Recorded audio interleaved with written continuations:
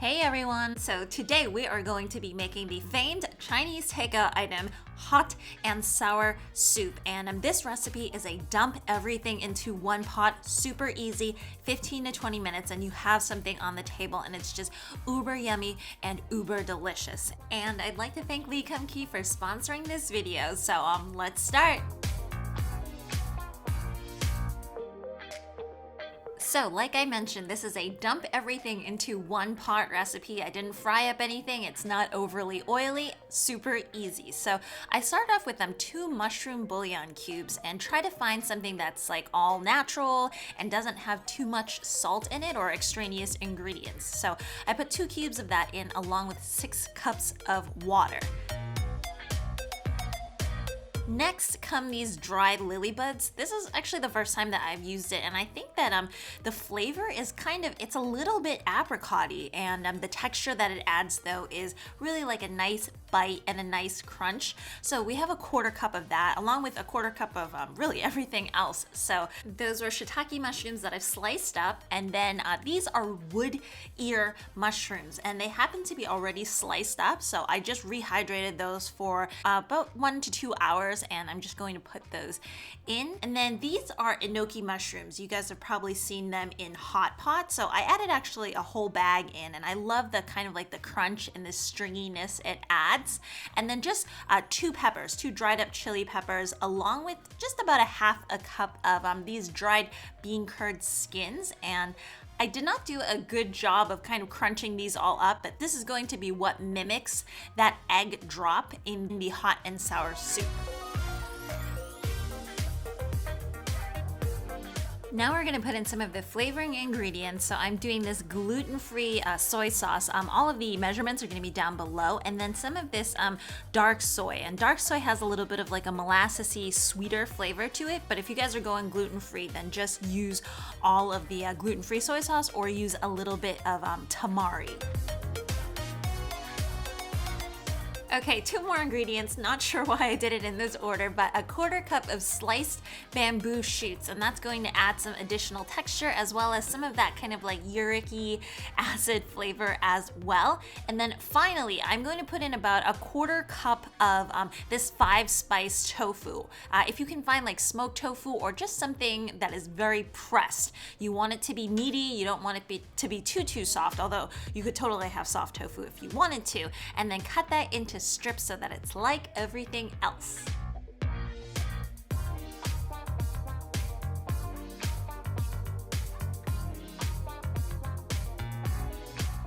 Now bring this guy up to a boil and then lower it down to a simmer for about like 5 to 6 minutes or so.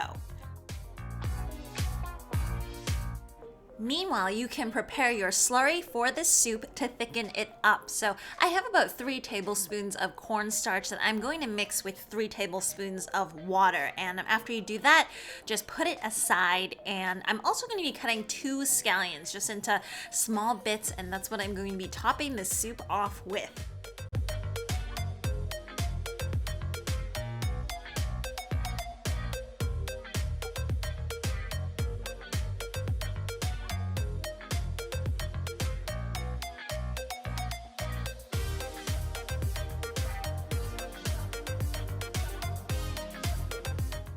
Like I had said, after the soup comes to a boil, just lower it down to a simmer for like 5 to 6 minutes so that the flavors have time to mesh. And then after which you just want to be adding a couple more ingredients. So this is 3 tablespoons of rice wine vinegar, of course, to a hot and sour soup. And I'm also going to be adding a 1/2 teaspoon of white pepper to this. But this is also the point where if you don't think that it's salty enough, if you think that it needs to be more sour, or even if you need it to be a little bit more sweet, now is the time to adjust prior to you adding in this slurry.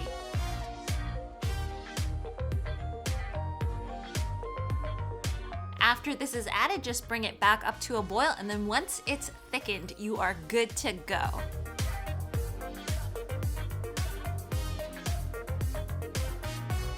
You can see that the soup is not too thick, but as it cools, it will thicken some more and kind of develop that nice silky viscosity. So towards the end of this, you just want to shut the heat off, and I'm going to add in about 1 teaspoon of sesame oil. I just think it's super fragrant. You don't need to cook it or anything. And then towards the end, I also like to just add in a little bit of chili oil on top, just for a little bit of flavor and then for color as well.